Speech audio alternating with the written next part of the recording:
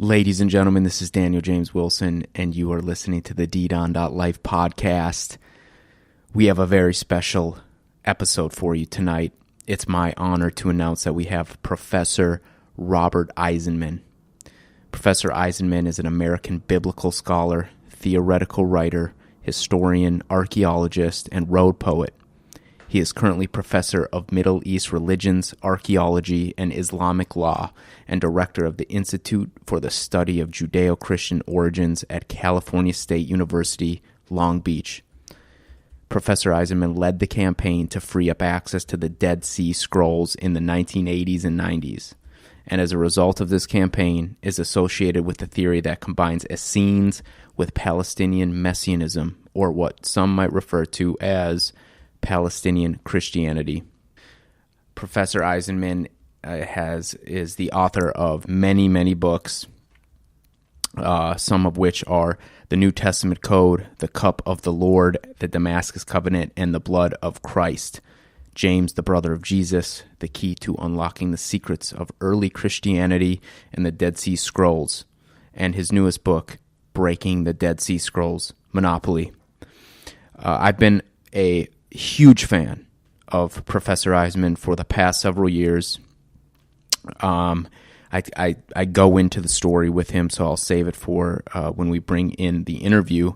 But I've watched many lectures on YouTube. As I tell him during my data entry job, I can listen to podcasts and lectures. And I stumbled upon his YouTube channel, which is Eisenman Talks and Eisenman Lectures.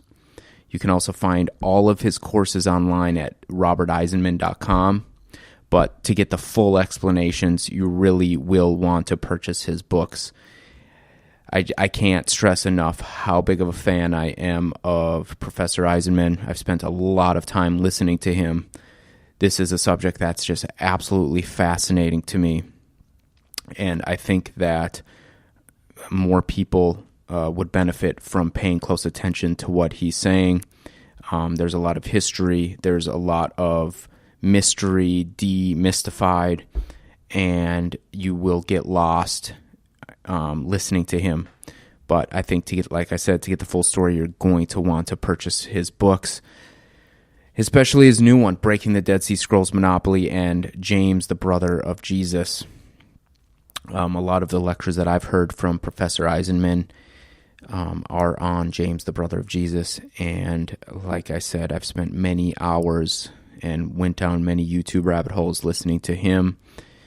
And I can't stress enough how grateful I am that he is spent the night with us tonight on this episode of ddon.life. So I won't take up any more time. I'm going to go straight to this interview, and I hope you enjoy. I also should add that I've listened to many interviews with Professor Eisenman, and I haven't heard him tell the stories that he told a few days ago when we recorded this episode. So I feel very fortunate to get this very in-depth story of how he got into this field, as well as breaking down one of the key points that he likes to make, and that is distinguishing the difference between history and literature. So again, I hope you guys enjoy this, and I hope you will check out his books. You can go to roberteisenman.com. Also check out the YouTube channel Eisenman Talks and Eisenman Lectures. Like I said, you can get all of his courses for free on roberteisenman.com. And I hope you enjoy this episode. So I won't take up any more time.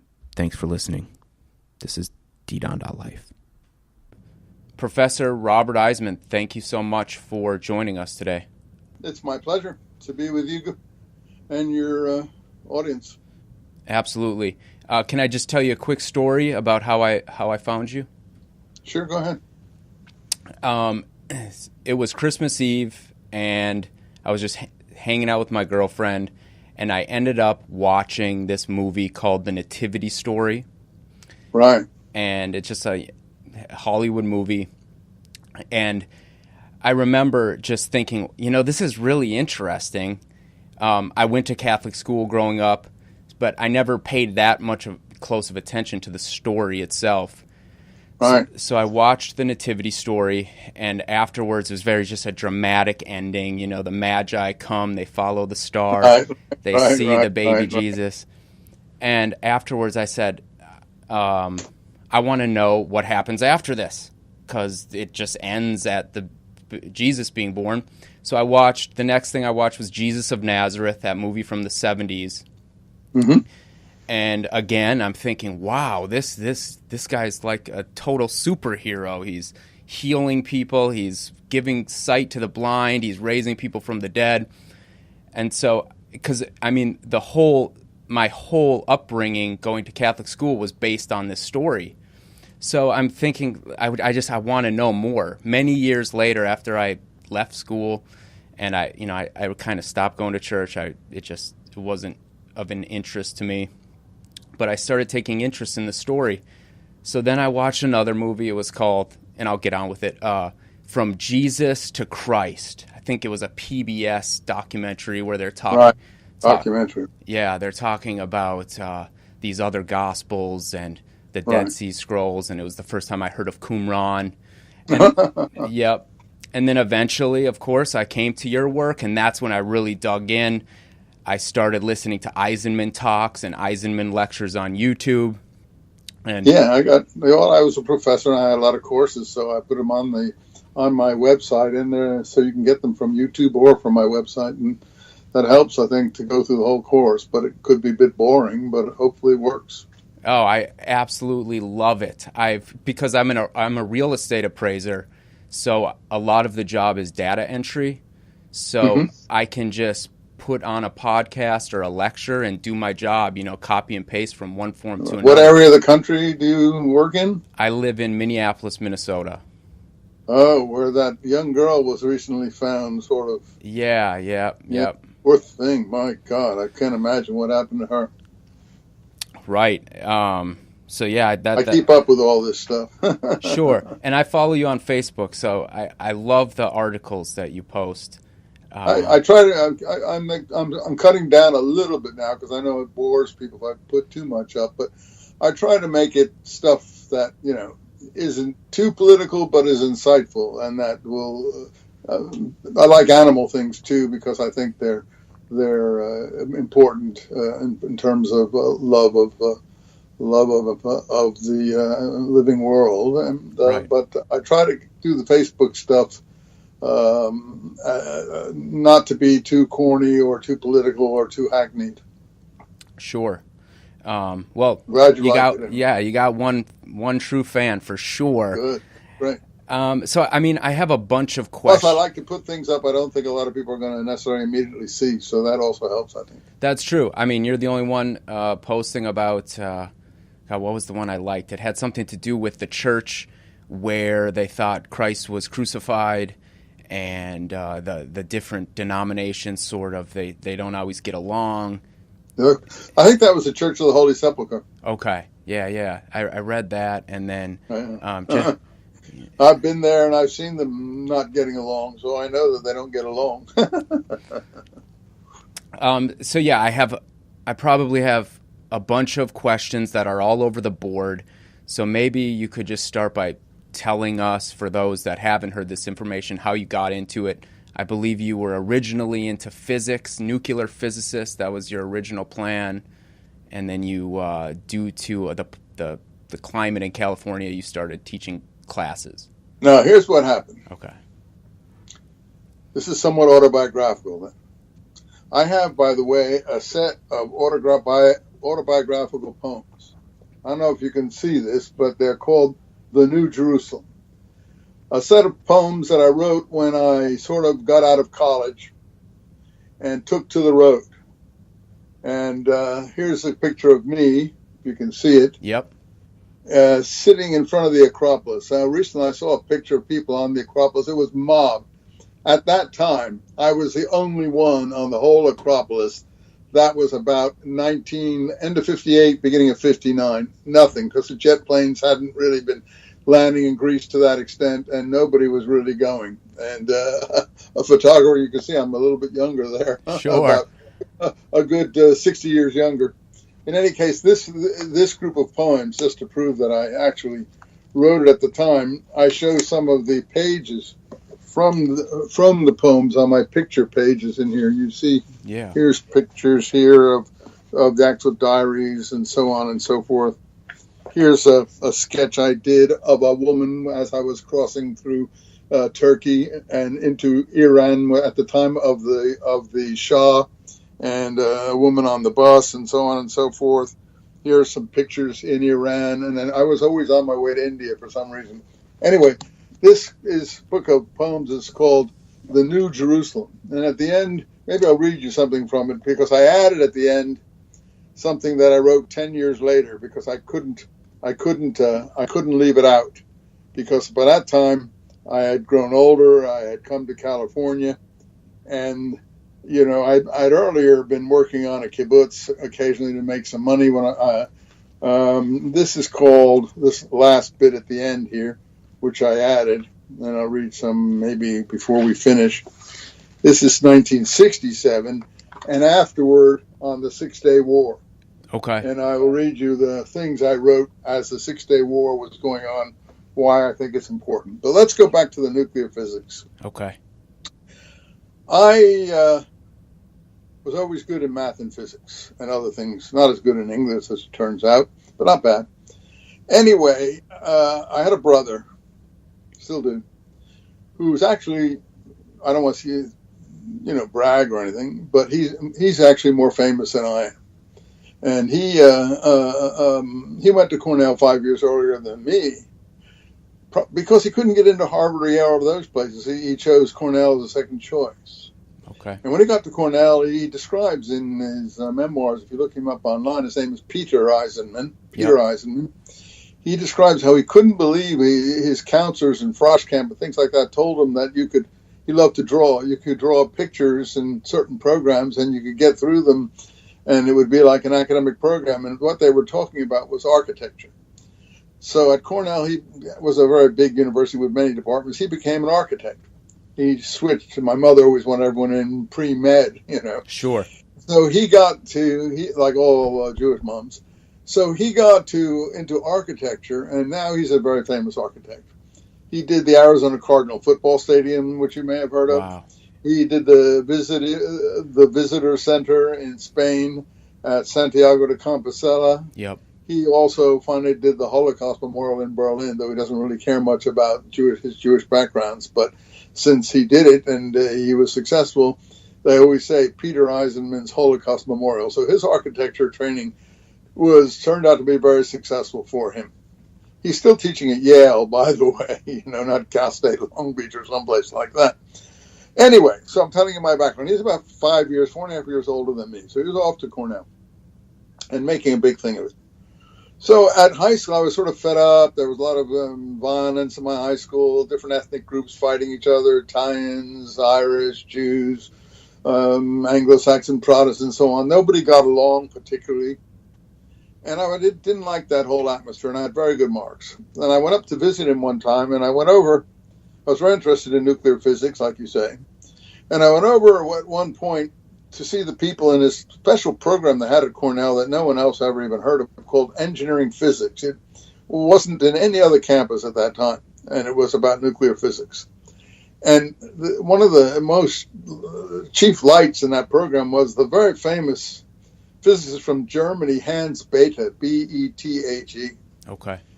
And I went in to see him and some others, and they said, yeah, we like you. I showed them my college practice board scores. They were pretty good. They said, take a few math courses this summer and we'll bring you in early. So I left high school early and started this engineering physics course at Cornell. At that time, people didn't have little computers. They had little slide rules on their belts. Right. So I did a couple of years of that, and one of my roommates at school came from Iowa. And his mother had connections to this company in Iowa called Bendix Aviation. I think it still exists as a company. They made fuel flow meters, engineering components. Anyway, she got me a summer job there. So I went out there, and I was so carried. It was right after my sophomore year. It was between my sophomore and junior years. I was so carried away by I was reading constantly. I was reading Nietzsche. I was reading, James Joyce, D.H. Lawrence, you name it. I was reading, and starting to write. And also, I fell in love with a young lady there.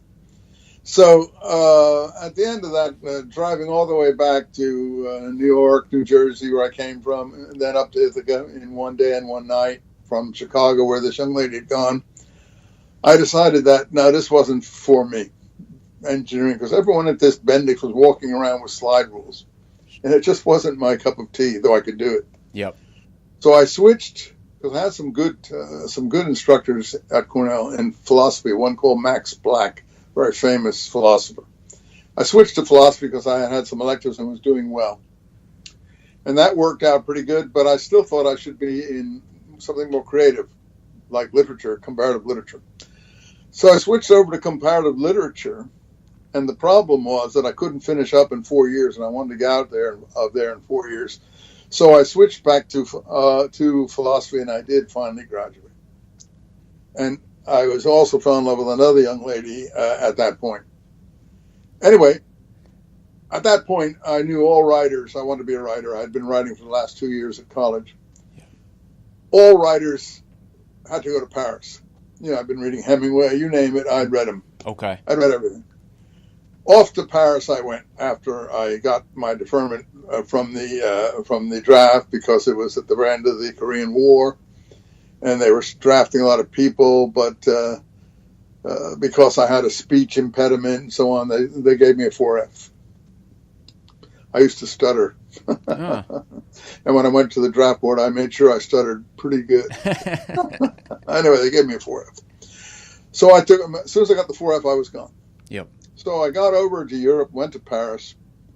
The problem was the young lady that I had been involved with was supposed to go to Boston to study. She decided to go to the Paris Conservatory of Music. And though we lived together for a couple of weeks or months there, her father found out about it. He got angry. And he demanded that I leave Paris or she come home. So on my travels earlier, on the trip I'd taken to Europe earlier, I liked Vienna. And someone told me that I should go to this place in the Austrian Alps called Altasse. Later, I found out Theodor Herzl, the founder of Zionism, had gone there too, but I didn't know it at the time. And so I was up in this place called Altasse writing in the Austrian Alps in the autumn. And then it was sort of boring. And so I went down to Vienna, which had been a favorite city of mine. And in Vienna at that time, it had just come out from Russian occupation. You could get a room for 40 cents a night. Oh. 40 cents a night, right. I made a lot of good friends in Vienna, and I still wanted to go to Greece. So that was, I was still, totally possessed by the Greek ideal and all this sort of thing. Yeah. So I went down on the so-called Orient Express, fought my way down because you have to hold the doors closed for all the people in Yugoslavia who were trying to get onto the car and all this kind of stuff, because it was terrible. But if you got off the train in Belgrade and bought communist price tickets, you could get the whole trip from Vienna to Athens for $15. Wow. You paid $5 to the border, you paid $5 to Belgrade, I guess it was $20, and then $10 from Belgrade to Athens. I think I might have gotten off at Saloniki and took a plane flight on Aristotle Onassis, or just then beginning airplane lines. Anyway, so when I got to Athens, I went out to the closest island that was there, because it was running out of money. It was already December or so. And this turned out to a place called Hydra, Hydra.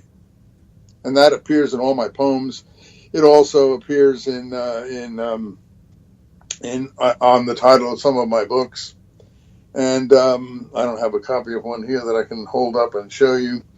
But in any case,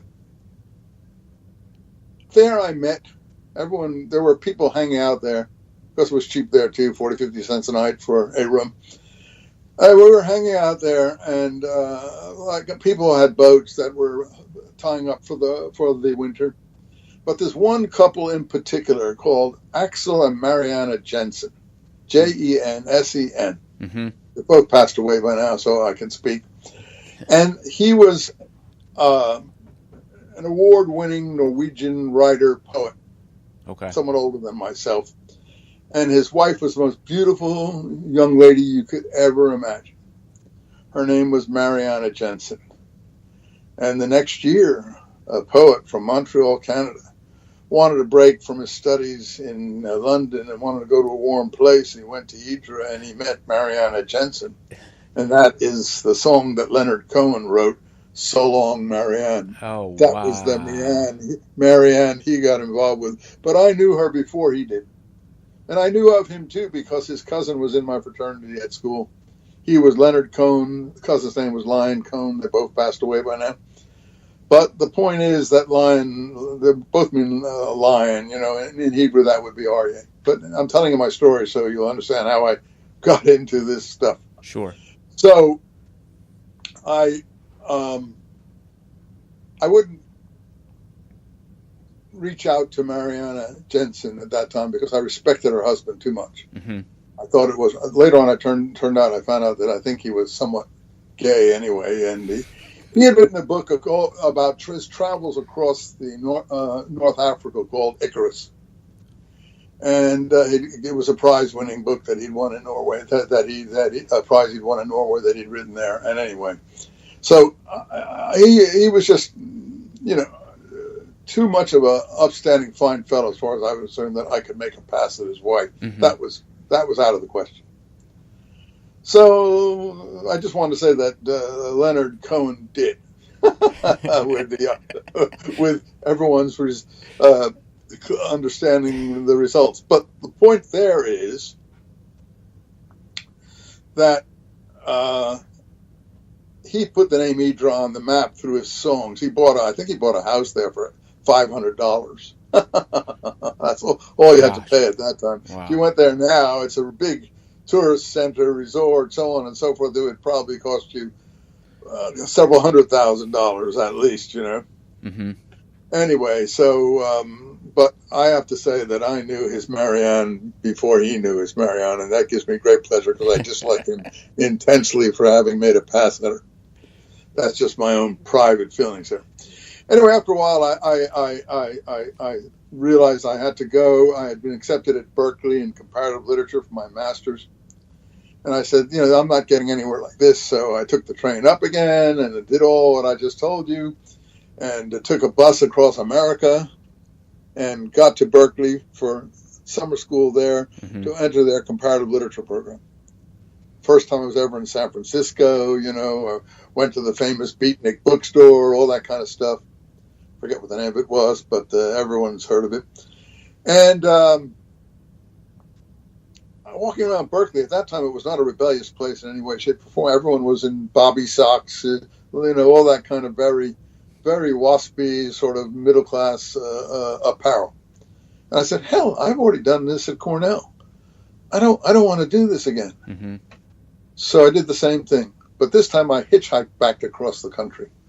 I hitchhiked back across America in 5 days and 5 nights because I didn't want my folks to have to pay for me, however little it would have been, $100 or something. Yeah. I hitchhiked back. I had some crazy experiences. I won't go into those.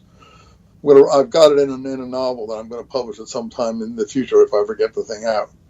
So I went back to Paris, and I got a room in a place that was ultimately called the Beat Hotel. I didn't go there because it was called the Beat Hotel, but that's what it was called. I have pictures of it in my books.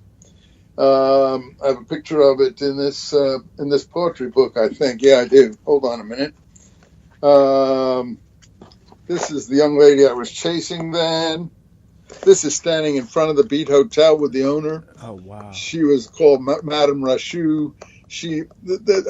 Again, it was 40 cents a night there, but if you had a stove in your room, it was 60 cents a night. Cooking stove. I had a cooking stove, so I paid 60. I was considered elegant, and Ginsberg were those guys, but a few of the other guys were there. I can't remember their names now, but this is the street of where this Beat Hotel was, and let me see if there's anything else I can find here that shows the Beat Hotel here. I'm not very good at this. I think this might be a picture from the roof and so on. Well, anything. Here's that street again, and so on. Anyway, Yeah. here's that street. So I won't keep showing that. But so I was living there, and one Sunday I was always you always had the New York Herald Tribune to read, and I was sitting in front of this other cafe called the Monaco Cafe, where everyone on the left bank who was anybody hung out. Mm-hmm. You see, this is a picture of the Monaco Cafe. Oh. With the guitar players outside it, and this is my future wife. I met her there at the Monaco Cafe. I wasn't trying to pick her up or anything. She was reading the Herald Tribune. Yeah. Yeah. And it was a Sunday morning, and I said, do you mind if I have a look at your Herald Tribune? Yeah. She was very beautiful. She was 18 or 19 years old, 18 at that time. Yes. Right there. She turned out she came from a very famous clan in Scotland, but we didn't know it all at the time. Michael Bagent, who wrote several books with me and about me, Mm-hmm. Who wrote Holy Blood, Holy Grail, that the Da Vinci Code is ripped off of. But he also wrote the Dead Sea Scroll Deception and so on, where I play a significant role in, which I prompted him in, he and his friend. Anyway, he was writing a book on the Templars at that time, later on in life, and he told my wife about the Seton clan. We just saw a movie on television last night about Robin Hood, and the night before that about not Robin Hood, but a previous one about the guy who led the Scottish Revolution. I forget what his name. William Wallace?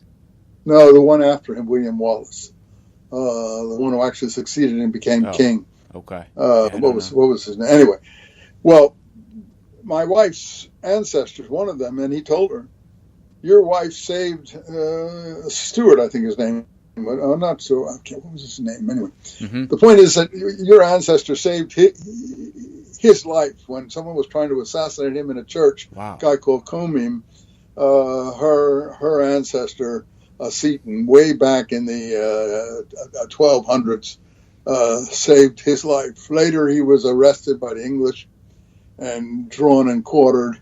He was one of her several ancestors, and so she learned all about her family, the Seton, Seton family. And it's an illustrious family, and the Setons, as Michael Bagent told her, brought the Templars to Scotland. Wow. And I think they were active in the Battle of Bannockburn, that the final charge was made by Templars. So because the Templars had been outlawed by the church, mm-hmm. and this other original ruler, I forget what his name is, had been excommunicated on and off by the church and so on, because there were different churches in England and Scotland. Anyway, he became Scotland's national leader, this fellow, and then all of his descendants, et cetera, et cetera, et cetera. But the Setons were very instrumental in a good deal of this. And Michael Bagent, his mind was blown that I should be married to a Seton. The guy who come to interview about the Dead Sea Scrolls, be married to a Seton, and we're still married 60 years later. I met her at the Monaco Cafe, but she was very, very beautiful, and lots of men were interested in her, so I had to. I was just a young, wet behind the ears, 1 year out of college. So after a while, I was running out of money the following spring, even though I was living in the Beat Hotel, trying to write. And everyone had been talking about Kibbutzim in Israel, an easy place to go that you could, live without any expenses, do a little work, and survive. Yeah. So I went to Israel, and before I went to Israel, my father was at a conference for his profession in Germany, someplace. I think it was maybe one of the towns in Western Germany, Bonn, or one of those places. There are all the chemists in his federation. He was a chemical graduate from Rutgers University, and on the way, they suddenly said, "Oh, by the way, we have family in Israel." I said, "What? I'm 22 years old, 23, and you've never told me you have family in Israel?" And they said, yes, we have family in Israel. And they gave me the name of the family in Jerusalem. So when I got to Israel, aside from going to the kibbutz that one fellow in Paris had recommended to me, a place called Sas on the Lebanese border where I was working, I went down to Jerusalem and looked up my family. Wow. And it turns out it wasn't just my family, it was my great-grandfather, or maybe great-grandfather. His name was Avram Herschel. That's my middle name. My father's name, Eisenman. In Hebrew, that's Svi. So why the Six-Day War is so important to me in that other book is because when he was buried on the Mount of Olives. He was, he had at that time, when he died, he was living in the upper floor of a hospital very near the center of Jerusalem, called the Bechur Chalim Hospital, the visiting the sick, because he was the Gizbar, the treasurer of that hospital. He died long before I got there, but he had a huge family who had a house not far from the downtown Jerusalem area. And I went to visit them. There were 3 sisters, names I'd never heard of before. Shoshana, Penina, Ayala, all Eisenmans, and there was one brother, Shlomo Solomon. And he had been in the Jewish Brigade in the Second World War.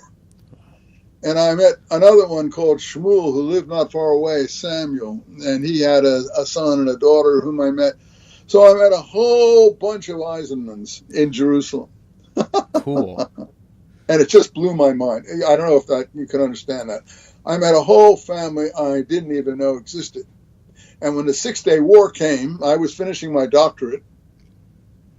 And my wife was, by that time I'd married the young woman you saw, Heather Seaton, she was called. Yeah. She'd converted to Judaism. We'd married in Israel. Wow.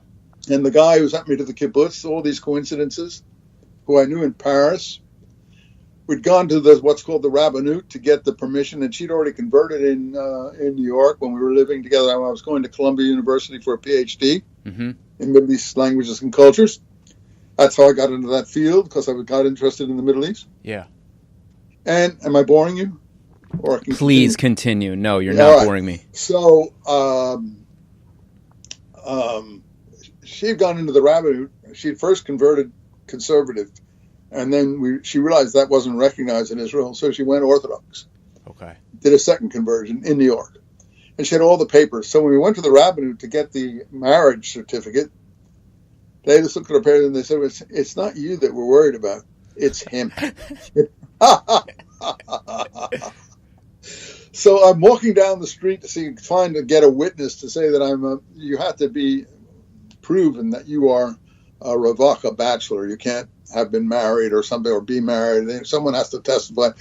Who do I bump into and come down to Jerusalem to study with a guy who originally sent me to this kibbutz Sasa from Paris in the first place? Being a left-wing socialist guy, he didn't care if we lied about anything. He came in with me to the rabbinate, and he said, how long have you known? He said, 10 years I've known him, he says to them. And they said, well, has he been married? No, I hadn't been anyway. But they believed him, issued the marriage certificate license, and off we did, and we got married in Jerusalem. And our first child was born in Jerusalem a year or so later, just when I was finishing my doctorate at Columbia. I went back from Columbia, from Jerusalem, and you won't believe it. The Six-Day War had already been fought by then. It was in the early 70s, by that 71. And I'm skipping them, but I'll go back. Don't worry, and I'll finish that up. And she got someone to help on the Mount of Olives and found my great-grandfather's grave. And I have the pictures of it in these books that I was showing you. And also on my site, if you look on my Facebook, you'll see pictures of it too. Okay. And the point is that all of them had been thrown over by the Arabs at that point. Yeah. But his hadn't been. He was next to his wife. Didn't even know his wife's name until then. But the stone hadn't been broken to any extent. So she got someone to rebuild the sort of brick platform that the stone rested on, and we refurbished his and his wife's grave. And later on, I bought 10 burial plots on the Mount of Olives with an inheritance I got from my mother. And I have since buried my mother and father on the Mount of Olives. And the reason I could do that is because my great-grandfather is there. It wasn't great-great-grandfather, it was my great-grandfather. How did that happen? How did he get there? How did some come to America, some end up in Israel? What happened was he walked from eastern Poland, near Vilna, not far from Bialystok, those areas, all the way to Istanbul, Constantinople, with 4 sons. 2 were too young to go with him. This Shlomo guy, for instance. No, that wasn't him. It was a previous generation than this guy. Their father, in any case. But my father and his brother came to America. No, not my father. They weren't born yet. My father's father and his brother came to America. Now, his brother was called Morris Eisenman, and he helped found the Metropolitan News Agency and NBC News. Wow. And my father and his brother were working for him later on, and they got angry because he brought some Israeli relatives over, and he was treating them better than them. And my father's older brother was very rebellious, and he led a strike against his uncle. So they all got fired like that. So there are 2 branches to our family here. But in any case, the Morris and this other one called Feivel or whatever. And my father grew up down in New Jersey near Rutgers and went to Rutgers and so on. So, so those people in Israel that I met were descendants of the 2 younger brothers that the great-grandfather took to Palestine with him at the time, 1890s, at the time of the Turks. And so the whole family, was settled in Jerusalem, that part of the family. And then our family, as I just told you, something about ourselves. But let me go back. So I was in Paris, and I went off to the kibbutz, and so on and so forth. And I met my whole family in Jerusalem. And I was still messing around. I still wanted to go to India for some unknown reason. Mm-hmm. I got a job teaching school in Tel Aviv for my BA. Anyway, I went back to America several times, and then I got a job in, I think it was Tehran or someplace like that at the American school, but that's crazy at that time. All the CIA people were not like now. They all had crew cuts, and there were 2 sort of, so I couldn't take that, and I left that. I wouldn't do that, and I came back to America. Okay, finally, I went across Turkey once again on a train. I got to a place called Erzurum, where you could see Mount Ararat. Crossed over to Tabriz, went by bus through Iran, got to the Pakistan border. Everyone was sleeping on the tracks by the Trans-Pakistan Railway. I had a job offered me at the New Delhi American School. And so I was on my way to New Delhi. And so I took a train all the way across Pakistan from Tabriz down to Karachi. Got a boat from Karachi to Bombay. Went up to New Delhi, rented an apartment, got all ready, was going to call this young lady, Heather Seaton, to come and live with me. Yep. We hadn't been married yet. And again, I got this pangs. And I had been accepted to the NYU Hebrew and Near Eastern Studies. And I said, what am I doing this for? I'm wasting my time. And I just threw it all up, took a boat back across the Mediterranean, had an experience on the sleeping on the rocks on the beach near Cannes, where I was looking for my old girlfriends and things like that. Mm-hmm. And then some thieves came up in the night, and I knew I could see that they were going to rob or kill me. I was sleeping in a sleeping bag. And when they came up, I suddenly jumped up. I had 2 rocks in both hands, and they looked at me, and I had one rock in both hands for either of them, and they were from North Africa, I think, and they said, ça va, monsieur? Everything okay, monsieur? I said, oui, ça va, ça va. Anyway, I hitchhiked back up to Paris, went back to New York, started Hebrew and Near Eastern Studies. At that time, I think Kennedy had already been assassinated. I can't remember the sequence. Johnson had become president, and Johnson had this series of fellowships called the National Defense Fellowships, and that was crazy. I said, well, I won't do it in Hebrew. I'll do it in Arabic because no one wants to know Arabic, and I'll get one. And sure enough, I got one in Arabic, even though I was really interested in Hebrew and Near East studies, what I was doing at NYU. So I got 4 years, thanks to Lyndon Johnson, of National Defense Fellowships. That took me all through NYU and my first 2 years at Columbia. Paid all the tuition, all my living expenses, everything. Heather came over, we lived together, and so on and so forth. And then I chose a thesis that I could do in Israel because I was running out of National Defense Fellowship funds. And I got a Columbia Traveling Fellowship to do a thesis. And again, I did one in Arabic. Why? Because I'd been studying Islamic law at Columbia under the most famous professor of Islamic law, Joseph Schacht, Schacht.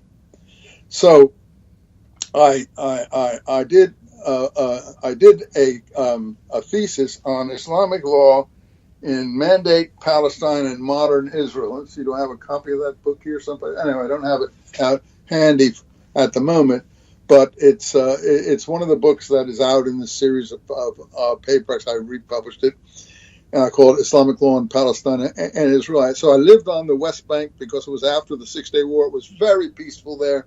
There were no troubles at all. No terrorist organizations, no anything. Yep. And I got very friendly. I lived on the Mount of Olives too. I got very friendly with the Arabs and everything. We were all very, very cozy with each other. I preferred that environment than the Israeli one, which was a little too bourgeois for my taste. Mm-hmm.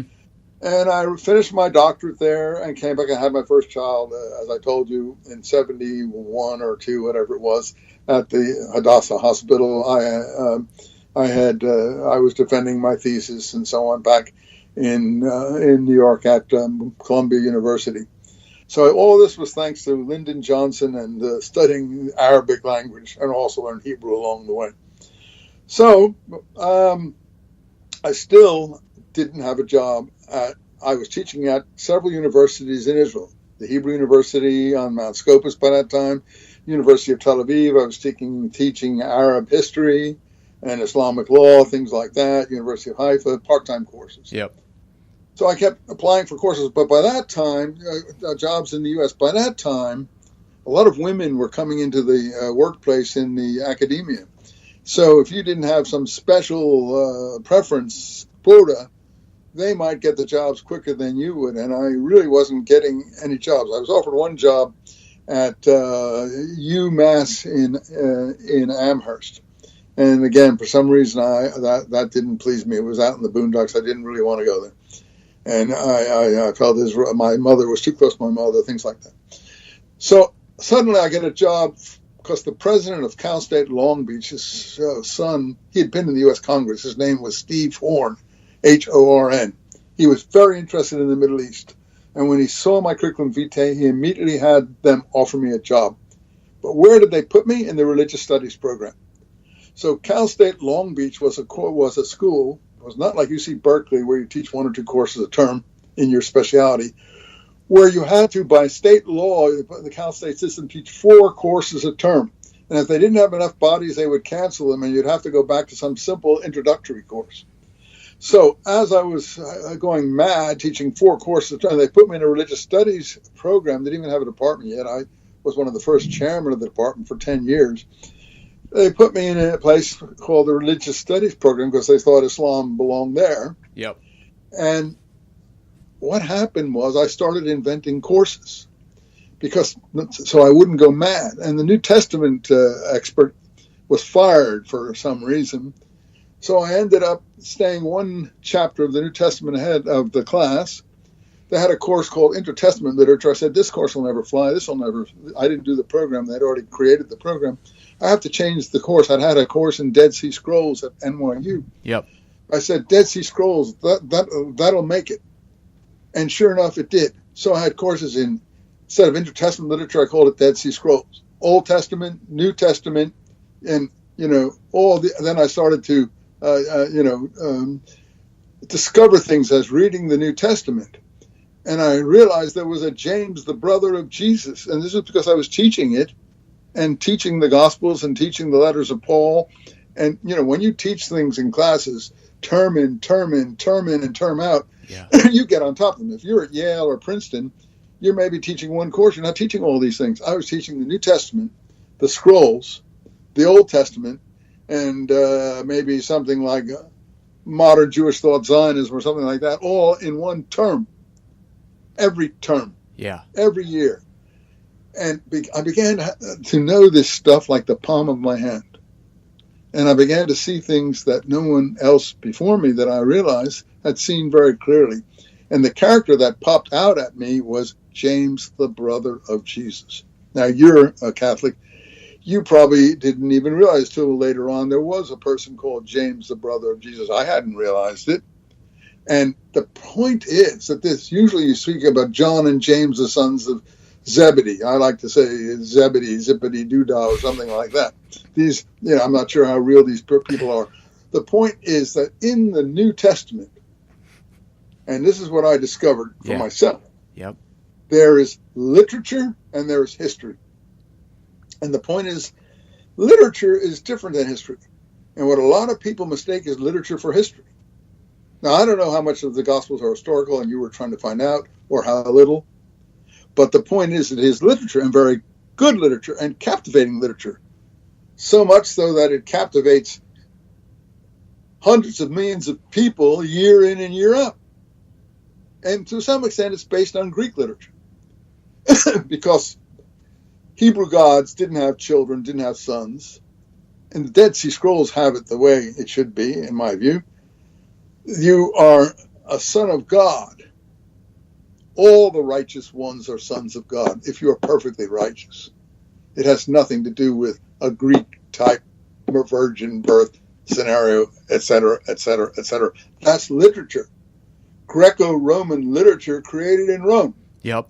And other places under Pauline and Epaphroditus, and other. Epaphroditus was Pauline's, in Philippians, apostle and companion that he sent to Rome as his own apostle. And Epaphroditus became the Flavian's secretary for Greek letters. And he's the one who published Josephus. And Josephus dedicates his works to Epaphroditus. I consider that to be the same Epaphroditus that Paul sends to Rome in the letter to the Philippians, I think it is. And you can see him mentioned there. So let us look at the difference between literature and history, and then I'll get your questions. Okay. I learned all this in the graduate schools and the teaching I was doing. What happened was that if you look at things take the New Testament, the scrolls, I learned like the back of my hand, teaching them every term just about. I don't think anyone knew the scrolls any better than me. And the New Testament, that's the key. So how do you identify an historical part, and how do you identify literature? Yes. I just said people mistake literature for history. The point is the he, they, she, the third person parts are generally literary. That's fine. And that includes all of the Gospels and much of the book of Acts. Until, if you know your New Testament well enough, chapter 15, 16. The we document. Where suddenly the narrative changes to first person, the we document.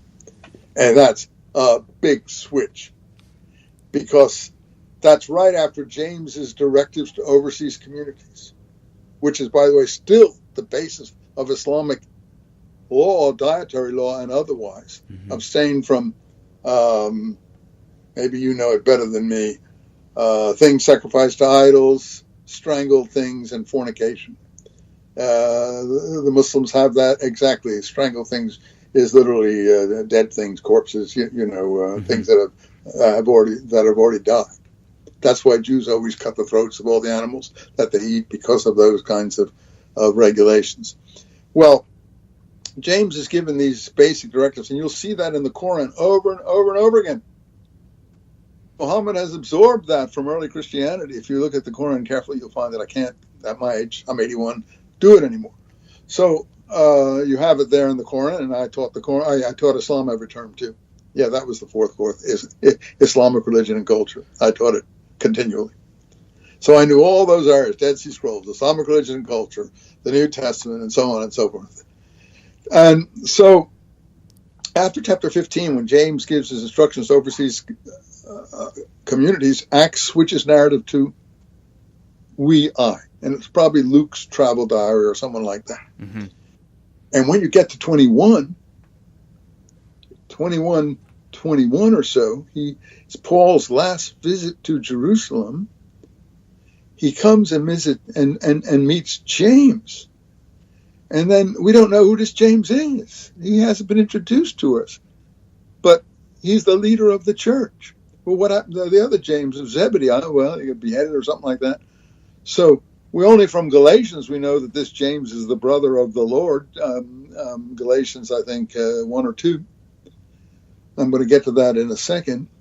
So then James is the head of what? Not the Pauline type Christians, the keepers of the covenant. The keepers of the covenant. And so, according to Acts, and this is word for word almost, 21:21 and onwards, James says to Paul, and James is clearly the leader. But Paul is, I think, obviously an historical figure too. But the point being, he says to him, well, we've heard rumors about you from Asia, meaning Asia Minor, Turkey, those kinds of places, and the Greek sort of areas around the Aegean region, that you've been teaching against the law, against the people, and against the temple, etc. And to show that there's no truth to these rumors we have heard, we want you to go into the temple, since they knew he'd raised a lot of money in those areas, and pay for the Nazarite oaths. Nazarite oath is a particularly Jewish religious law procedure. You can have a lifelong Nazarite or a temporary Nazarite. These are temporary Nazarite oaths, after which you pay certain expenses and shave your head. What do Muslims do after they go on the Hajj? Shave their heads. You see, these are temporary Nazarite oaths.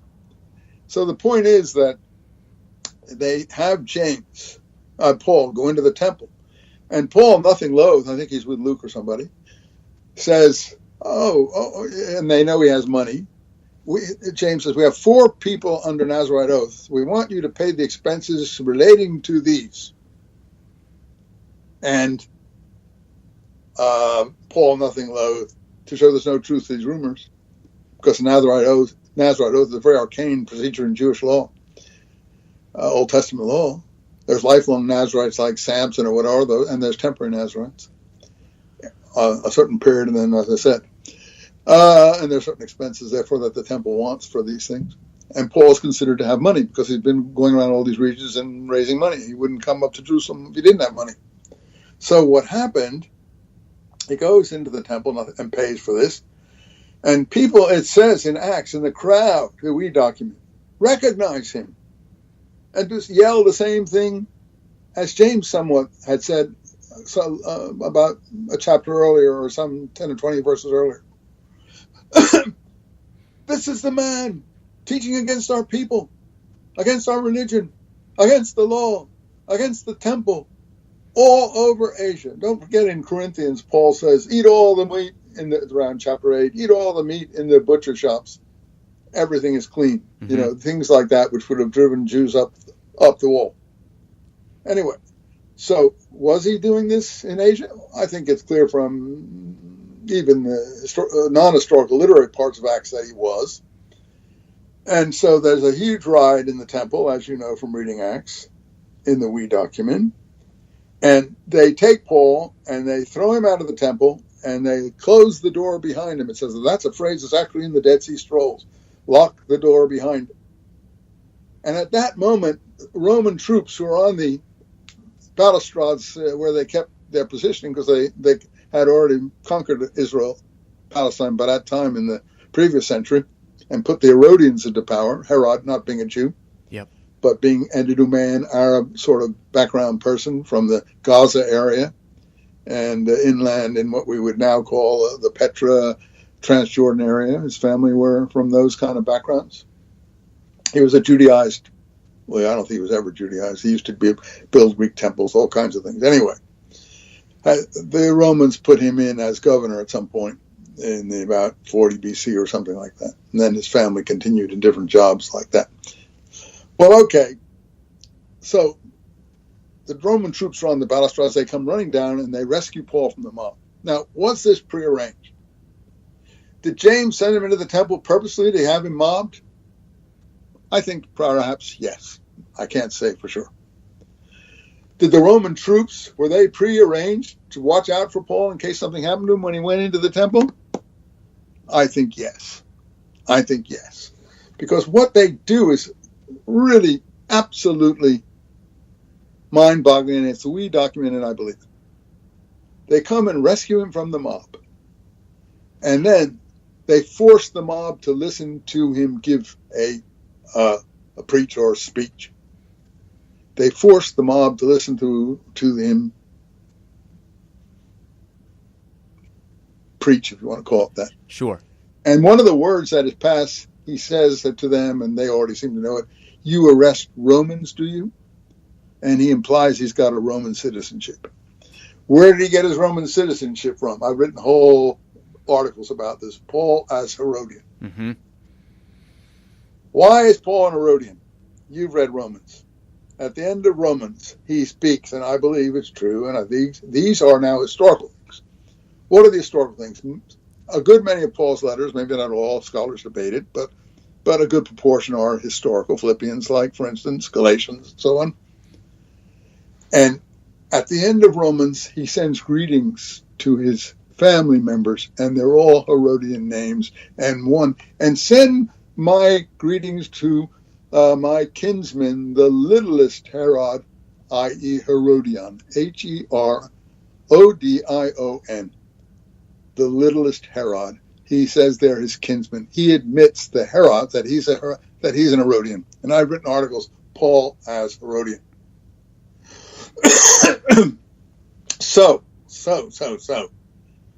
By the way, this little Herod, this Herodian, we know was killed in the eruption of Vesuvius in the Pompeii area. We know that from other historical sources. So the person he greets as his kinsman is actually one of the Herodian family living in Rome, where a lot of the Herodians had retreated to because of all the uprisings and struggles that were going on in Palestine at that time. So the soldiers not only rescue him, they give him armed escort down to Caesarea. Then the last chapters of Acts have to do with Paul in the governor's mansion to some extent in Caesarea, talking very intimately with the Roman governor in Palestine, like they were close bosom buddies, and he was willing to listen to anything Paul had to say. And then they escort him to Rome, mm-hmm. and under protective custody, not armed custody. And when he gets to Rome, he's free, and we never hear anything more about him in Acts. But I have traced other things about him in my books, which I won't go into here. So now I think that is the difference between literature and history. For me, the literature is in Paul's letters and the latter part of Acts. No, pardon me, the history is there. The literature is in the Gospels and the earlier part of Acts, the narrative things. All the things you were worried about, Son of God and miraculous events and all these sorts of things, God having children and things of that kind. And when I found the Dead Sea Scrolls, what I realized is that Paul knew the Dead Sea Scrolls somewhat. And what Christianity has done, the part that was composed in Rome, Greco-Roman world, is reversed everything in the Dead Sea Scrolls. For instance, love your enemy. What do the scrolls say? I'm not advocating either. Love your enemies is a lovely word. I don't know any Christians who do it to any extent, except from some very pious ones. Mm-hmm. But the scrolls say, hate the sons of the pit. The scrolls say, hate. The scrolls are not competing for a prize in good fellowship or love. No. What are the scrolls really involved in?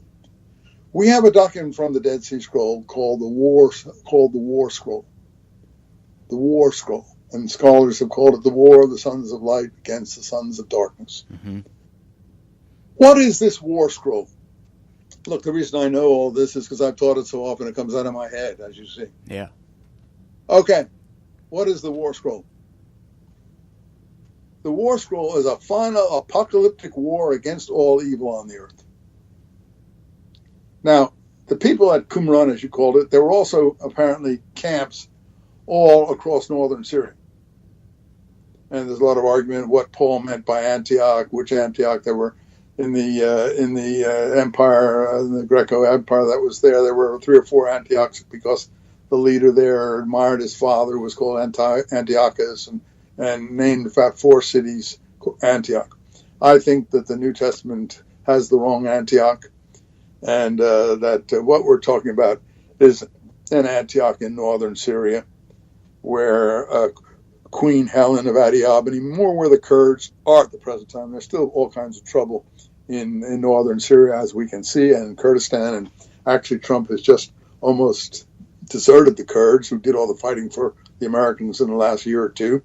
But now some of the others have said, no, you can't do that. The Kurds will be slaughtered by the Turks and so on. So you've got to protect the Kurds somehow. And with that area of northern Syria, there's, I think it's Antioch by Kalirho, it's called. There's another Antioch in Lebanon and so on and so forth. I think that's the Antioch we're talking about.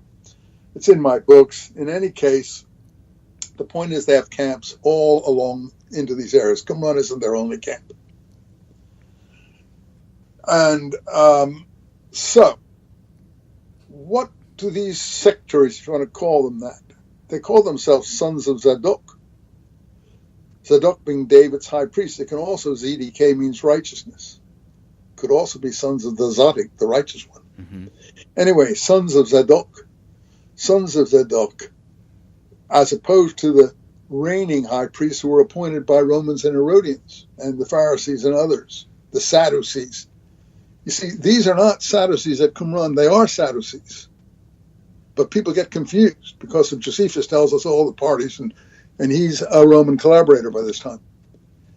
He goes to Rome, and he's adopted, sort of like Ben-Hur, into the Roman imperial family, you know. Mm-hmm. Anyway, the point, that's why it's called Flavius Josephus, because they are the Flavians. Because what happened was, when he was a young priest, and he tells us in his autobiography, also published by Epaphroditus in Rome, that they were in a cave in Galilee area, near the Sea of Galilee, near today's Tiberias and so on. Tiberias being the name of Roman emperor. What the Zealots were supposed to do, it was not surrender, but kill each other before they surrendered. So Josephus proudly tells this story in his Vita, his autobiography, that he and another fellow or two drew the straws, and they drew the short straws, so they were the ones who were going to do the killing. They killed their companions who were holding out in this cave, and then they went out and surrendered. And they proclaimed, I guess it was Vespasian or his son Titus, or one of them, the future emperor of Rome. And so he presented himself as a prophet. He not only broke his oath, killed his companions, but surrendered to the Romans and proclaimed them the world ruler that would come out of Palestine. So that's why he's called Flavius. So like Ben-Hur, adopted into the Roman imperial family, the Flavians, Vespasian's family, mm-hmm. who took over the imperialship. Well, okay, so our scholars take the Sadducees and the Pharisees from Josephus and the Essenes. So they think of peaceful Essenes and so on. There's nothing peaceful about the Dead Sea Scrolls. The very opposite. They are extremely aggressive. I wouldn't say warlike, but there is a war scroll. Yep. Let me finish this now, can I? For sure, yeah. So what happens? What happens? In this war scroll, these people are not so stupid. They knew that they couldn't defeat Rome themselves. What are they, a handful of 300, 400, 500, 600 people? Oh, who knows how many they had.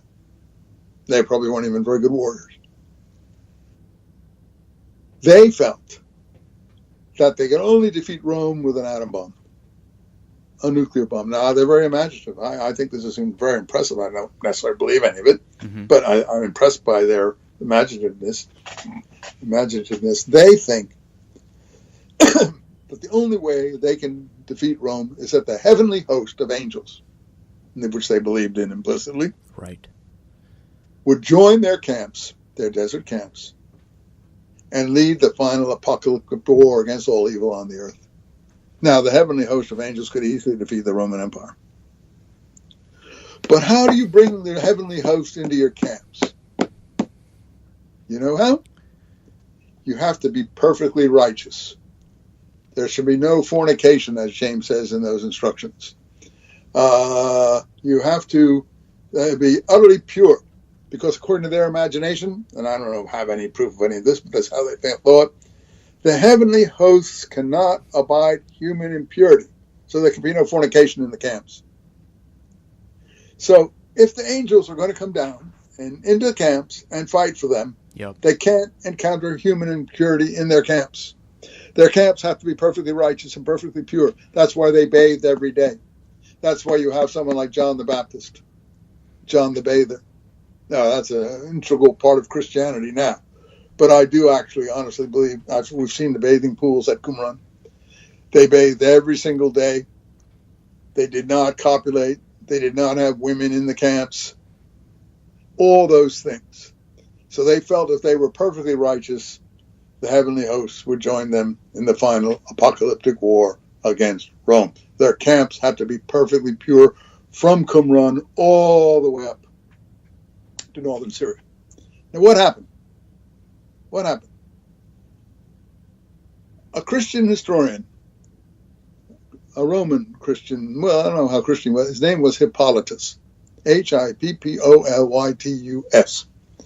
gives another picture of Essenes than Josephus. Hope I'm not boring. No, not at all. Okay. What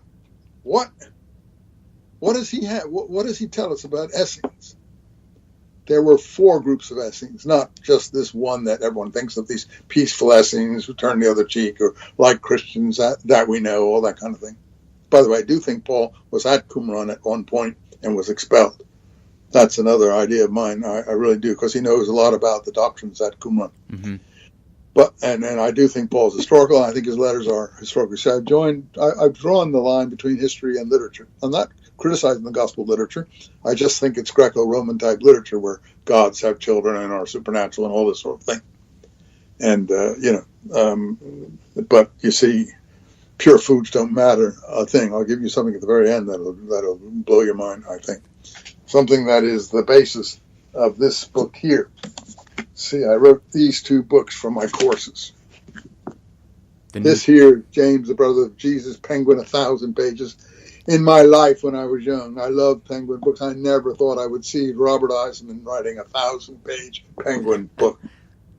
These are all the pages that were cut out of that book, the New Testament Code, another 1,000 pages. The point is that it's not, I wanted to call it the New Covenant Code. But the point is, I felt if I called it the New Covenant Code, no one would know what the hell that was. Mm-hmm. So I thought the New Testament Code would be a more popular title. I think that's a subtitle here.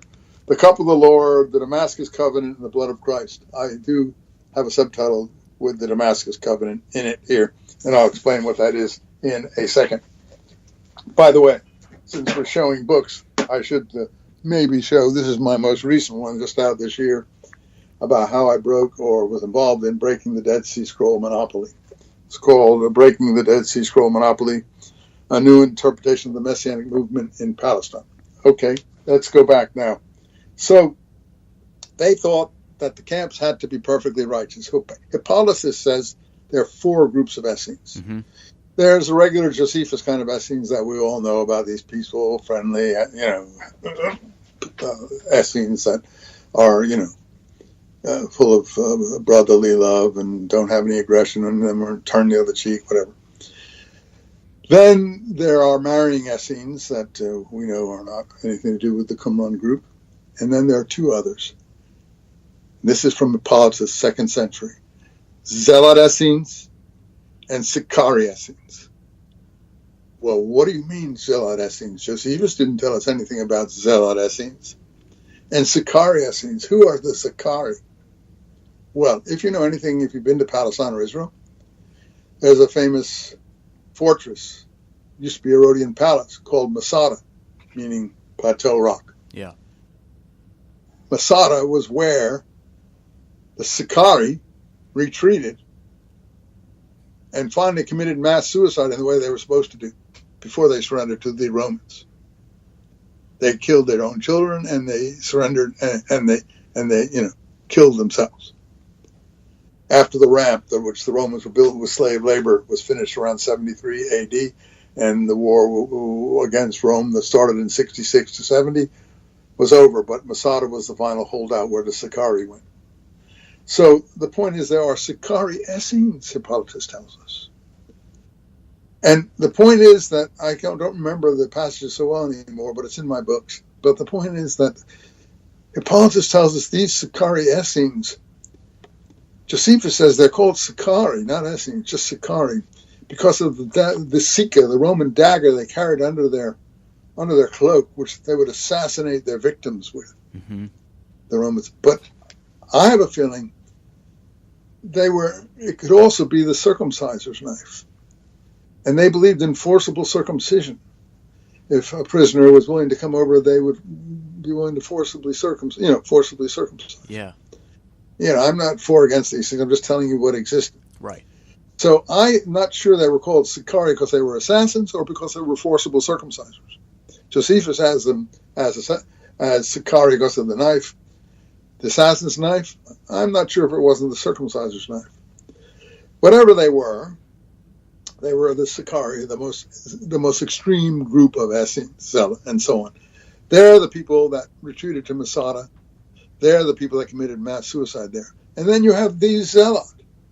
These Zealot Essenes that Hippolytus tells us about. The Zealots were the people who started the war against Rome. The Sicarii were the extreme group of Zealots. So, what I'm trying to say is that I think the scrolls are the literature of the war against Rome. There's earlier things too. Every book of the Old Testament except Ruth has been found there. Why wasn't Ruth found there? Can you tell me? I can't. Well, I cannot. Ruth marries a foreign king. She does it according to the book to save her people. But in any case, she marries a foreign king.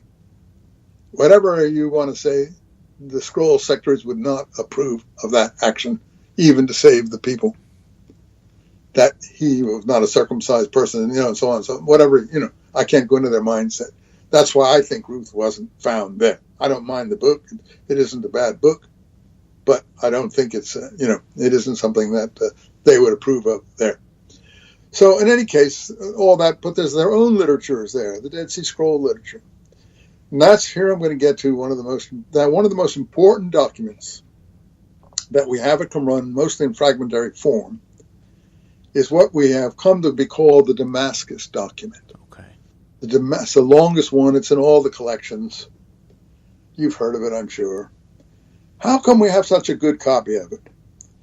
Because somewhere in the Middle Ages, someone found a copy of it down in Egypt and recopied it. And we have a very good, it was in the Cairo Geniza, which is where they put old manuscripts in synagogues. And when the British took those areas, one of the famous British scholars found it and brought it out and translated it again, and we know exactly what it says.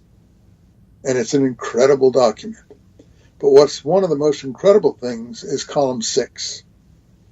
It talks about the desert camps. And guess what? This is what I mean. Raising the new covenant in the land of Damascus. So we're talking about going past Damascus into these desert camps and raising the new covenant there. The new covenant, Christianity thinks it's the new covenant. The scrolls think they're the new covenant, and what they're raising is going to be raised in the land of Damascus. So let me go to the Last Supper in the Gospels, if I can. Yes. Jesus is presented as being at the Last Supper with his disciples, right? Mm-hmm. And most of the Gospels agree on it. There's some variations. And he takes the cup and he pours the wine and he raises it up. And I don't have it in front of me, but he says something like, "This is the cup of the new covenant in my blood." Mm-hmm. This is the cup of the new covenant. Now, this is all symbolic, Greek-type literature, if you want to call it that. It's not in the not in Paul's letters as such. This is the cup of, now what I claim, this is a parody of column 6 of the Damascus document. Why? We're going to raise up the law again in the land of Damascus. Raise up the covenant again. Raise up the new covenant. So cup in Hebrew is what? Cuss. Jews weren't allowed to drink blood, whatever, symbolically or otherwise. The opposite. Mm-hmm. Pauline Christians were allowed to do that. Paul was, but not Jews. So, Jews go so far as to drain out meats with not a bit of blood in it. Arabs follow them. Okay, so, what's the Hebrew word for blood? Dam. Damascus. Wow. So I think this is where we're getting this Last Supper verse for Jesus.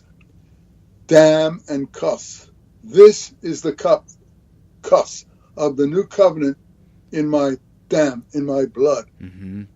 And drink this and you will say blah, blah, blah, blah, blah. But the point is it's a variation and a parody of column 6 of the Damascus document to raise up the new covenant of the law, that is, in the land of Damascus. Cuss and Dam. Damascus. The land of Damascus. So that's the whole subject of that second book of mine, that 1,000-page book, and so on. So I think I've given you a good enough introduction here to hear how I came to all of these ideas. But let me tell you, I came to all of these ideas, that particular presentation I just gave you is all laid out in this book here. And I fell out with Penguin Books on this because the Cup of the Lord, the Damascus Covenant, and the Blood of Christ. And as you say, I think the last chapter here is called, let me see if I can get you the last chapter in this big fat book here. This is the New Testament Code. Yeah, the New Testament Code. James and Qumran, the last chapter. The Cup of the New Covenant in His Blood, chapter 27. The Cup of the New Covenant in His blood. That is the next to last chapter. Explains about everything you need to know on that particular subject from the point of view of this particular book. I mean, you don't have to believe that or anything like that. So my publishers at Penguin didn't like that. They wanted me to write something about Abraham. He was in the news around this book, James, the Brother of Jesus, still out, by the way, in paperback. Came out around 1998. People were talking on TV about Abraham a lot, archaeological shows. They wanted me to write a book about Abraham. I didn't want to write a book. I'd cut 1,000 pages, 1,500 pages out of this book. I wanted to get those pages put together. They wouldn't publish those pages, and my publisher, who had been with me, died in the meantime, and someone else took over, and they became a bit hostile on that issue, and I had to publish it elsewhere. But for me, I had to finish it. I couldn't start writing a book about Abraham. And I didn't have anything serious to say about Abraham as such, because I'm in this area of the Intertestament period or the Scroll period or the Book of Acts period or Paul's letters period or James, the Brother of the Lord period. And I think if you remember the history, James is mentioned in Josephus. That's what's crazy. The funny thing is, I think he's not mentioned in Josephus' first book, The War. He's mentioned in his second book, The Antiquities, and he gives the reason and date of his death. And no Christian stuff has any of this. You don't have it anywhere else. It's in the Antiquities, and he's 62 A.D. And that, if you do your calculations carefully, that's 3.5 years before the outbreak of the war against Rome. Look at your book of Daniel. A time, 2 times and a half. No one knows what that's supposed to mean, but these people had their own interpretation of it. A time, 2 times and a half. In my view, that's how they calculated when the war against Rome would break out after the death of James. And so he has that James went in to the inner sanctum of the temple. Mm-hmm. And did what he was called the tzaddik, the righteous one, the teacher in the Dead Sea Scrolls, Qumran, in all the literature is called the More Hasidic, the More Zedek, the teacher of righteousness or the righteous teacher. Yeah. And every time tzaddik, righteous one, even in Kabbalah is mentioned in a biblical text that they're interpreting. I have a book, like for instance, on something similar to that subject. I can't see it here. Oh, yeah, this book here, James the Just and the Habakkuk Pesher. And every time in Habakkuk the prophet, the tzaddik is mentioned, it's the righteous teacher who they talk about. They give the interpretation in terms of the righteous teacher. So the point is that James is the tzaddik, or the righteous one, and 3.5 years after his death, the war breaks out against Rome. That's how I figure it out. That's what it means to me, and I think that's how they calculated it too. And Josephus gives us at least that data, that we know the date that he was stoned and why he was stoned. He was stoned because he went into the inner sanctum of the temple. See, at Qumran, all the righteous ones are priests. You don't have to be born a priest to be a priest. You just have to be perfectly righteous. James was perfectly righteous. He went into the inner sanctum of the temple, that would be like on Yom Kippur or something, and made an atonement on behalf of the people, a perfectly righteous atonement. Now, a Herodian high priest, a Sadducee, as they're called by most people, couldn't go into the inner sanctum of the temple and make a perfectly righteous atonement. But James, the tzaddik, could, and he did. And because of this, he was subjected to a blasphemy trial for having entered the inner sanctum, and he was stoned and killed like that by the Pharisee Sadducee establishment, Herodian Pharisee Sadducee establishment. Now in the New Testament, Jesus is Herod's wife has a dream or something, and she doesn't want this man to be crucified because he comes to her in a dream. Now, this is literature. Mm-hmm. And it's the Jews who want Jesus crucified, and so on and so forth. That isn't the way things work. Pontius Pilate, Josephus even tells us, crucified more people than any other Roman governor. I think that is known. I think he says at one point he crucified so many people, there wasn't enough wood for the crosses, nor enough space to hang them up on. It isn't that Pontius Pilate's wife didn't want Jesus to be crucified and that the Jews did. That's all literature. And I hate to say it, it's the fountain, in my view, of anti-Semitism. But even the Jews don't know it. They don't read the New Testament. They believe what the Christians tell them. So, I can't tell any Jews this either, because they have no idea what the New Testament is about or what the origins of anything is. But Christians could easily deal with this if they understood what was going on here in this literature. But in the history, we know very well what's going on. James is stoned in 62, and the uprising breaks out 3.5 years later. Book of Daniel, they took seriously. It's at Qumran, 2.5 times. And then the Sicarii, Essenes, or Sicarii, the cutthroats or the circumcisers, committed suicide in the final battle of the war in 73 at Masada. That's my sketch of the history. Wow. So can I ask you a question about James? Sure. James, the brother of Jesus? Did I take too much time? I apologize. No, I'm grateful. I can't rehearse it. It just flows out. I apologize. I got that idea. I've watched a lot of your lectures, so. I apologize. So I guess the Holy Spirit takes over, if you want to call it that. I don't know what it is. I wouldn't want to brag of such a thing because I want to kick the bucket pretty soon, and I don't want God to strike me down. My mother used to say, "Don't compliment me," because I don't know who, someone would get jealous. The angels or whoever would get jealous and strike her down. Say bad things about her, then nobody would get jealous, and then she wouldn't be stricken down. And she did live to 102. Wow. So, and she was no saint, I can tell you. And but maybe her philosophy is right on that. Don't accept compliments. Take insults. Works better than the heavenly host doesn't get jealous. Go ahead. Right. So we have the teacher of righteousness in the Dead Sea Scrolls, and then we have always the tzaddik, always the righteous one. The righteous one. Yeah, he's the teacher of righteousness, but in the text, he's brought into play in a text speaking about in a prophetic text, whether it's from Habakkuk or one of the other prophets mentioning the tzaddik. Go ahead. Okay. And then we have Jesus, a Greek name. So yes, but that's not his. The question is, everyone's been talking about the historical Jesus. You know that, right?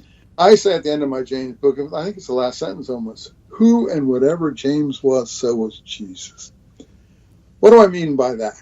Look, you have the Kennedy brothers, Bobby Kennedy, John Kennedy. I don't know so much about Ted Kennedy, but anyway, Bobby Kennedy the apple didn't fall very far from the other Kennedy tree person. Brothers are pretty close to each other.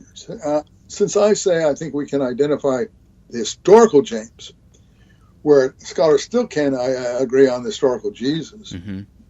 They don't even know, when he was crucified, when he was born, when he died. They think they know, but it's all up in the air still for them. They still argue all of the time about it. So I would say that whatever James represents, James the Tzaddik. Now Jesus is a Greek. There you have a Greco-Roman name, Jesus. It comes down from Joshua, Yehoshua, and then into Greek the S's become Yehoshua. The Yeho drops out, and you get just the Shua. Jesus becomes Joshua. Joshua in Greek is Jesus. And that's where, and Joshua, by the way, does mean, funnily enough, Savior, salvation. Mm-hmm. So there are all these connections. So it is a good name for him, but I'm sure he was never called Jesus. Okay. Whoever he was. And I'm sure, what's James's real name in Hebrew? Yeah, that just comes through I think through the Latin or the Greek or whatever, into Irish, Scottish, Jamie or whatever, James, R. James. But the point is, his name is Yaakov, Jacob. James is Yaakov, Jacob, and Jesus is Yehoshua, Joshua. But go ahead. Yeah, I mean, you answered my question completely. I did. That was a simple question. The next thing I was going to ask is, well, I just wanted to make a comment on something that you said before. The story that we're getting, that I've learned about from you in the scrolls, is very different from what we were taught in the Gospels. So I think that we're taught about in the scrolls too. Read most people who teach about the scrolls. It's very different from them too. But go ahead. No, that's another point.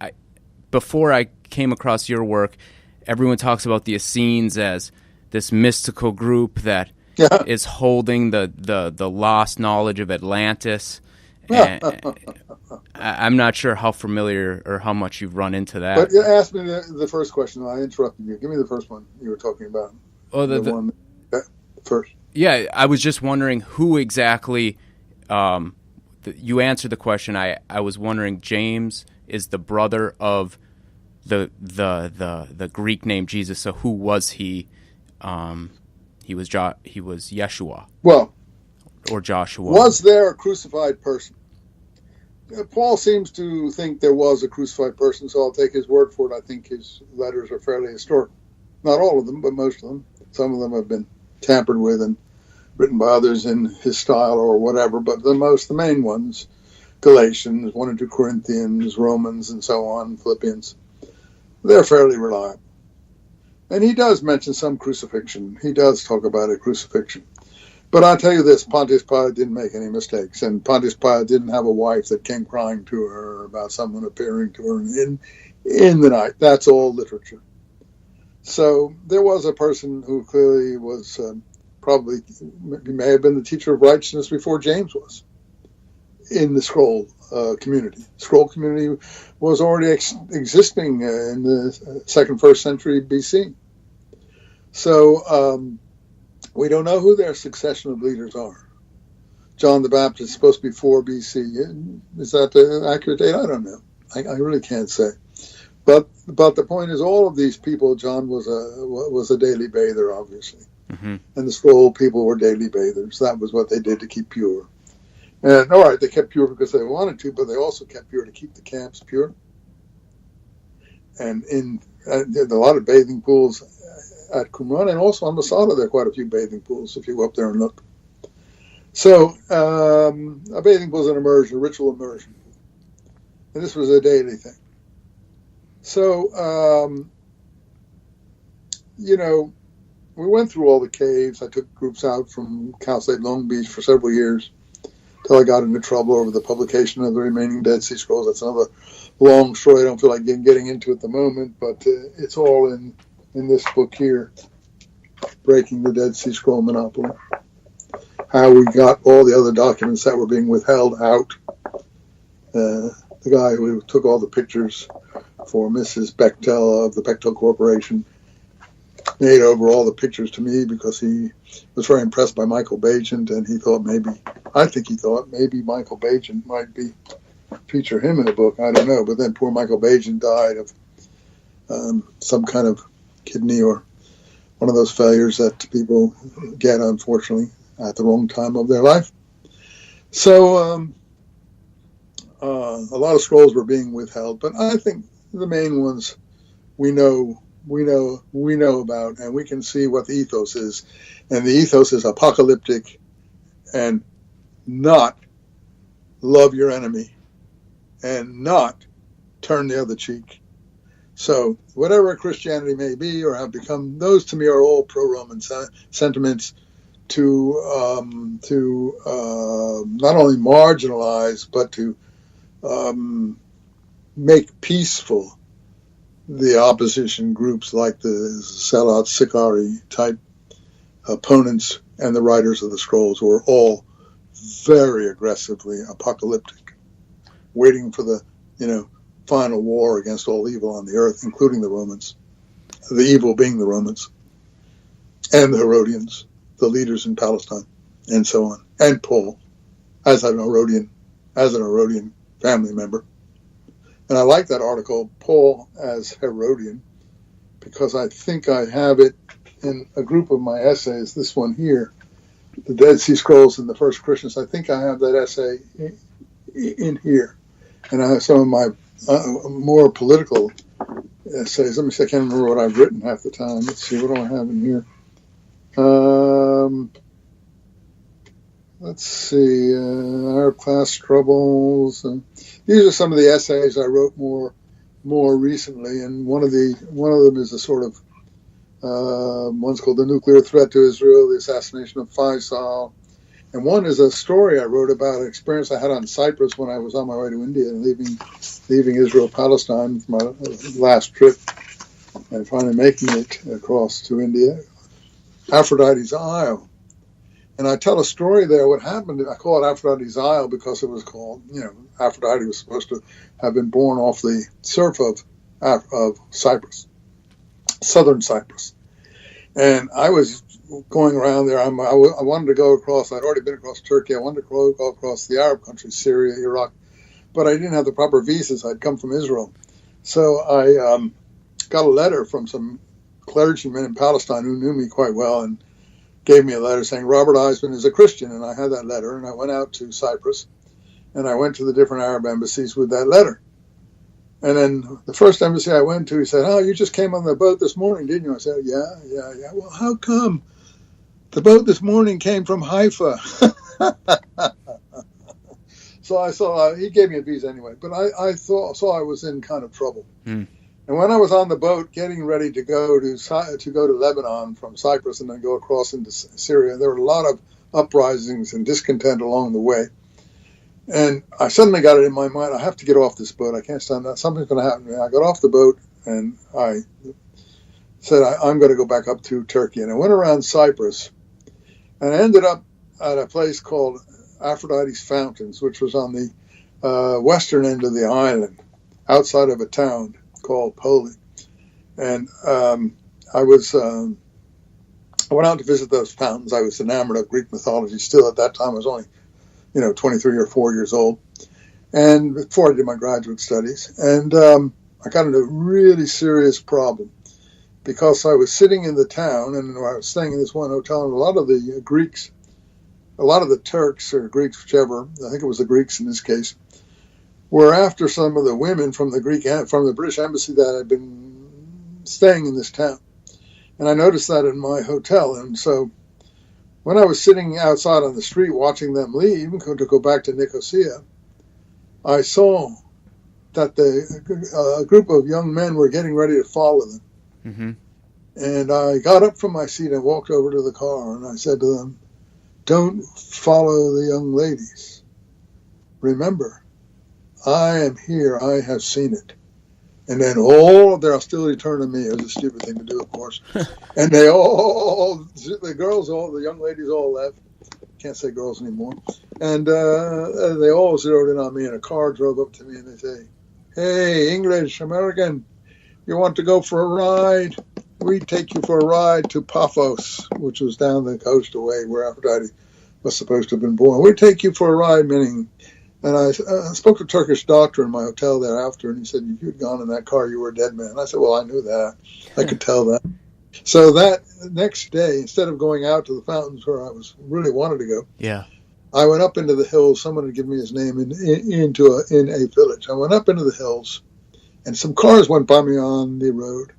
The doctor took me out of town. I went up into the hills with my pack. I had a pack in those days before most people did. I got to this village. They were all dancing. It was a festival day, like a Sunday or something. And I asked if I could see my friend. They said, oh, well, he's busy. He was a teacher there. He was busy. And then I waited and waited for an hour or two. And I said, well, what's going on? They said, oh, you see those men on the porch over there? I said, yeah. They're discussing whether you can stay. The point was they'd already heard about what had happened in the town. If they let me stay overnight, they were responsible for my safety, and they had to undertake that on themselves. Finally, someone came over to me and said, yes, you may stay, but tomorrow you must go. And boy, the next morning I got out of there so fast you could say, cut it off. Anyway, that's just a little story about Cyprus. And I tell that story in this, I call it Aphrodite's Isle because she's the goddess of love. There's no love there, man. That's just hatred. Wow. Thank you for sharing. Yeah, fine. You were asking. Right. So this is called War, Territory, Nation. So that book of Paul the Herodian, that essay I was saying, is in this book here, The Dead Sea Scrolls and the First Christians. I have, what essays do I have in here? Let's see, I can forget myself half the time. This company just went out of business. I got to get all these books now republished, but I have here Maccabees, Sadducees, Christians, and Qumran, James the Just, and the Habakkuk Pesher, that one there.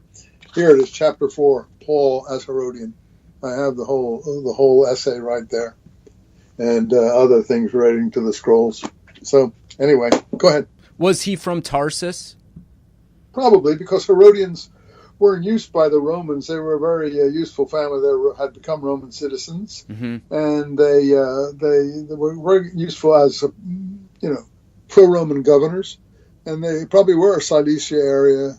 May have had an Herodian type governor at that point. And yeah, he could be from that family without any difficulty at all. Wow. There's a character I want to ask you about, and I'm sorry if I butcher his name, but is it Eusebius? Eusebius. He was a bishop, correct? Yeah. And he was responsible for Constantine gathering the bishops around, and this was the creation, or when they the final decision of the Gospels that we get today. Probably the ecumenical council that they called somewhere in that area, I guess, near Constantinople or wherever. But he also wrote a very good history. Eusebius is the author of a very good history, and there's a lot of good data in that history in the early page, chapter 1 anyway. And the funny thing is, it has information about a Pauline attack on James, where Paul throws James down the temple steps and leaves him for dead. They pick up James, and I think that's in the first chapter of Eusebius's ecclesiastical history. Where does he get that from? A group of documents that we've since discovered called the Pseudo-Clementines, after, I think, either Clement of Egypt or Clement the Pope. Mm-hmm. And this is called the Pseudo-Clementine Recognitions. There were two versions of this kind of a historical novel of that period. And the Pseudo-Clementine Homilies. It's not in the second version of Homilies, but it's in the first version of Recognitions, where Paul throws James, that's made very clear, down the temple steps and leaves him for dead. And Paul and James's colleagues carry him out from the temple area down to the Jericho area and beyond.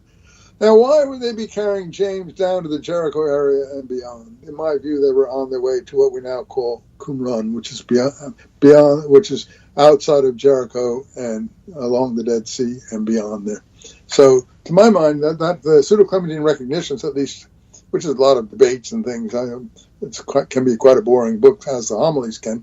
The first chapter, though, is really, or the first book, is really very interesting because of that attack by Paul on James, which I credit. That's another fascinating thing I've heard you talk about, the pseudo-Clementines.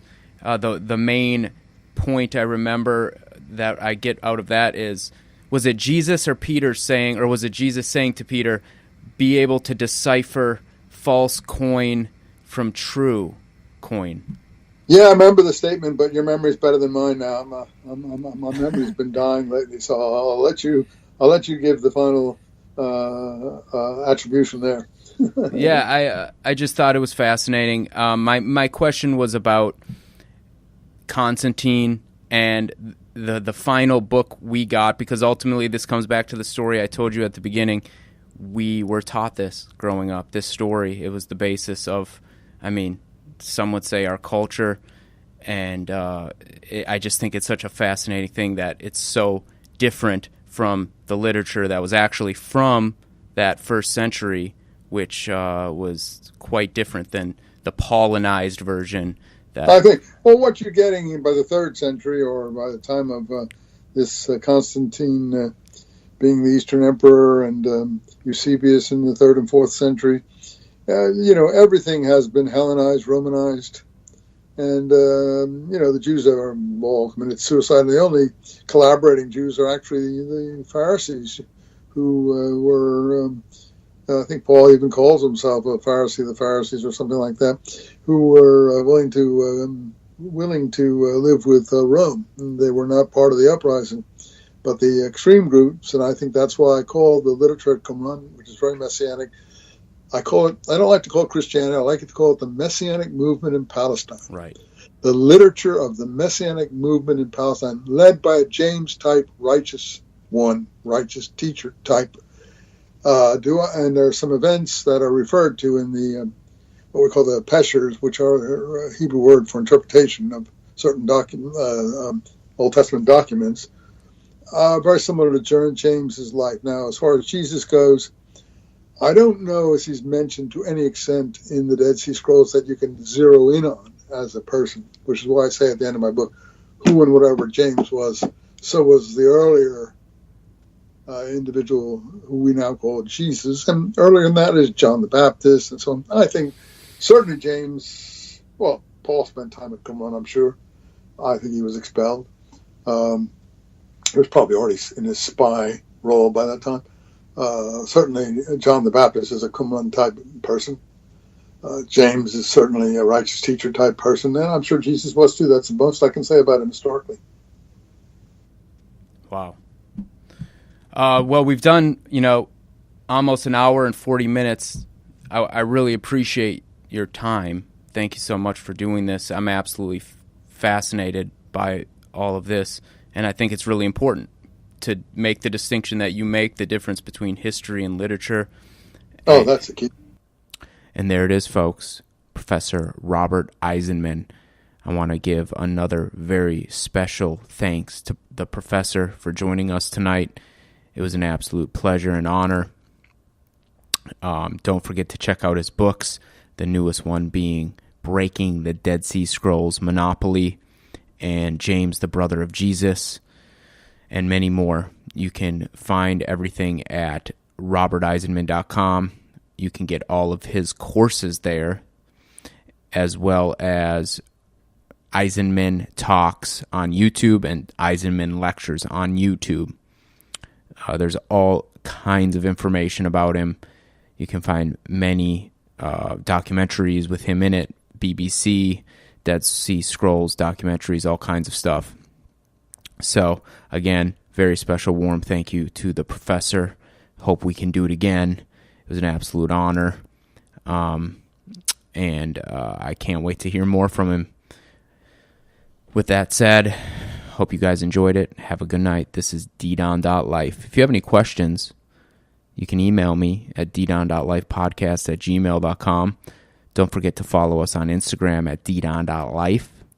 And don't forget to check out the professor at roberteisenman.com. Thanks again.